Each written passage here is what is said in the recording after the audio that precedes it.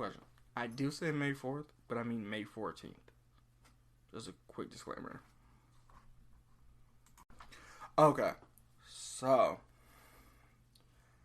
The Fall Off Season by J. Cole. Listen, we haven't heard the full album. I haven't. But the interlude, right?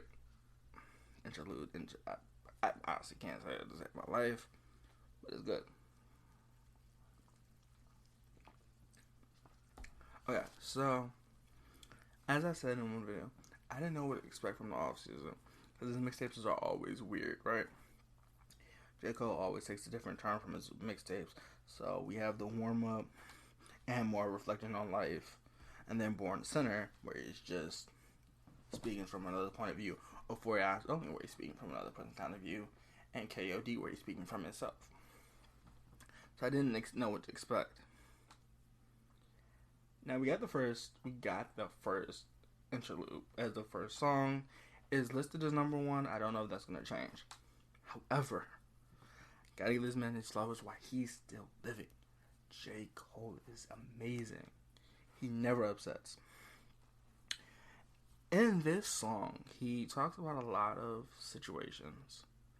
Now, I don't know if they're meant to be taken literally, physically, or just deep because they do change. Yeah, but I'm not gonna discuss how I really feel about the cop society. How I feel about cops and society. But however, to start it off, he starts off with an amazing line. He says she does not want the EMTs to carry his body, with a follow-up line saying she doesn't want to have to bury her brother.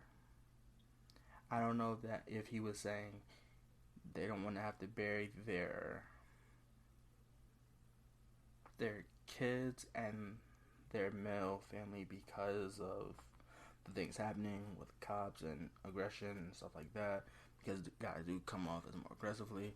I don't know if that's what he's saying, or if he's just saying as African Americans or as men, people do fear not coming back, or if there's a deeper meaning he's saying African Americans have to be more worried about what's going to happen to them. Don't know if that's what he's saying, but that could also be the case. It's just how you look at the line. If you look at it more deep, if you look at it deeper, it's more of, is he saying profiling, or is he not saying profiling, or is he just speaking in general? He doesn't specify, and in the lyrics it probably won't specify, because in the lyrics it specify the line, but he does say that in one line. But I don't know if he was talking about the climate of society, or if he was just saying in general, or how he feels. It wasn't very clear if he was speaking from a sister's point of view or cousin's point of view. Wasn't sure who he was speaking part of, but it feels like a third person point of view, where we're getting perspective of how we're saying what he talks about. Now, there's another line. There's another line here. And it's the ending line. But the ending line does say, he does say,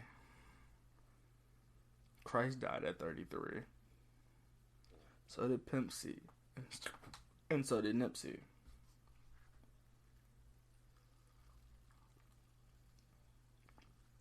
Now, I took that as paying homage to Nipsey Hussle and Pimp C. I don't know, because it's rumored that Metro and FM Doom was the same age. And I'm entirely sure how true that is. I think he was just paying homage to the people who died when he made it, which does mean he started making this song in 2019. Because Pimp C wasn't that much before Nipsey. So I wonder if that's the line he's quoting, with an older reference and bring us into the current times. Because that would seem like how J. Cole would take his album. And the closing being something serious, like a note to self, or like a return of Simba kind of thing. He did. Well, he did return the symbol with Middle Child. So I'm not sure if this is an add-on to Middle Child, how the ending would be, or the middle song would be. He also, in the 33 line is confusing because people were saying, was he talking about Kendrick or was he talking about himself? J. Cole is 36. I think Kendrick is 34, 36, or 33. I can't find an exact age for Kendrick at the time of this recording. And he says he doesn't care if he fails because he's experienced that. He doesn't care if he succeeds because he's experienced that. Now, his albums are, to me, they're all classics. They're all good albums to me. They're all great albums to me. Sad Story, Born Sinner, The Warm Up, Friday Night Lights. I'm sorry, I'm breaking down. Albums as in Sideline Story, Born Sinner, 2014 Forest Hill Drive, KOD, and Revenge of the Dreamers 3. If he's talking about albums, I can understand that because there are a lot of people that said they didn't like. Well, it was mixed opinions on KOD. 2014 Forest Hill Drive, from what I have heard, people love it, but people don't hate it. People love it, but they don't hate it fully. They hate some parts of it because some people say it's not lyrical enough. I think he was lyrical enough, and I do like the ending. Note to self, because Note to Self just proves, hey, well, let me do that, I can do that. As he did in Revenge of the Dreamers 3, it was 1993, which was a great song, by the way. Loved everybody that was on it. Yeah, I loved everyone that was on it. I don't know if that's what he's talking about, but then I know that people did kind of doubt him for the Sideline Story. So I don't know if that's what he's saying. Or Born Sinner, because he did say he met Nas for Born Sinner. He met Nas on a plane, and he was saying that people said that that the album didn't sound good, and that is that really what you're gonna do? He met Nas on a plane. They talked about it, and he said he went in the booth and then recorded it, which I understand. Which I know that story sounds confusing, but it's partially true. Now, I know I probably mixed up a few events, but it's probably true. And I'll link that video in the description. He does mention that. And I don't know if he's saying because I let Nas down, which was on Born Sinner, if he's saying, I let Nas down,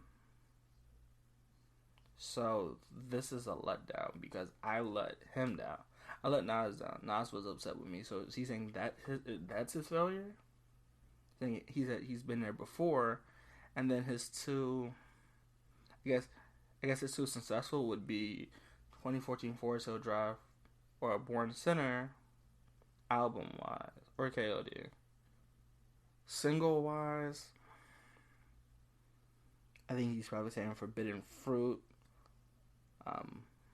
I let Nas down, but successfully, I think he's talking about Middle Child being there. Middle Child being the songs that he made successful off of, which I don't hate any of J. Cole's songs. I love them all, but I think that's what he was hinting at. Now, if we're talking about mixtapes, we have True to Yours 1, True to Yours 2. We have the Warm Up. We have the Come Up. And Friday Night Lights, which they're not bad projects.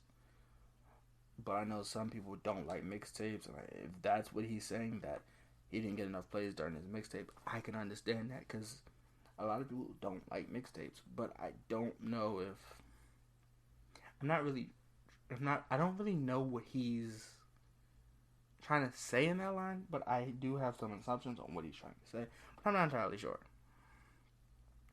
I know this seems a little long, but I try to understand J. Cole every single line. And then I play it back, follow, which J. Cole is a great storyteller, a great lyricist. So I can't wait for the full official of the offseason to finally drop. See y'all May 4th, though.